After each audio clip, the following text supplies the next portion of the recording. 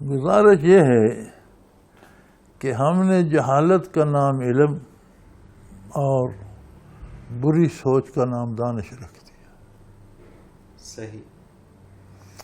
یہ علم نہیں ہے کہ جہاز کتنے پرزے جوڑ کر بنتا ہے.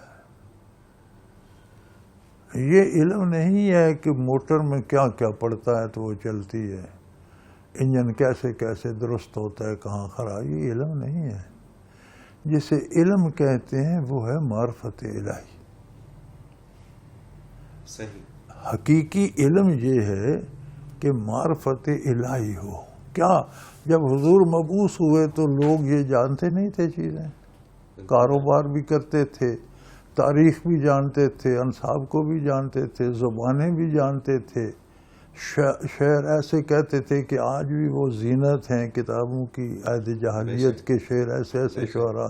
تو اللہ نے سب کو جاہل کہا.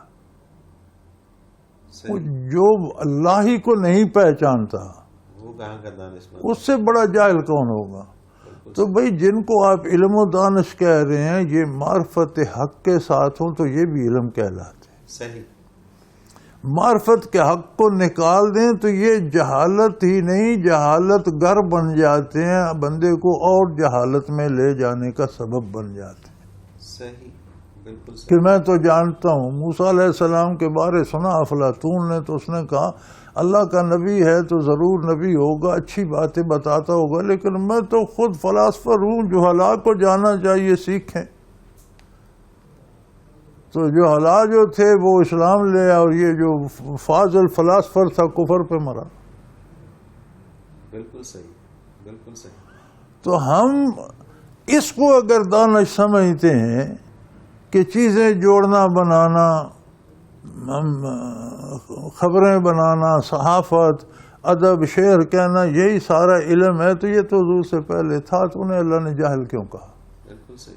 بالکل ٹھیک. یہ ساری چیزیں معرفت حق کے ساتھ ہوں تو یہ انسانیت کے لیے مفید ہو جاتی. صحیح.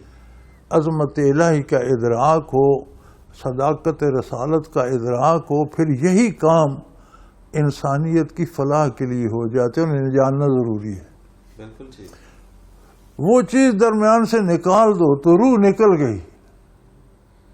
باقی یہ علم نہیں ہے بھائی، یہ جہالت ہے اور اس سے برائی ہی ہوگی. بالکل ٹھیک بات. تو عالم اور دانشور برائی نہیں کر رہے، جاہل ہیں برائی میں لگے ہوئے ہیں. بالکل صحیح. بالکل ٹھیک.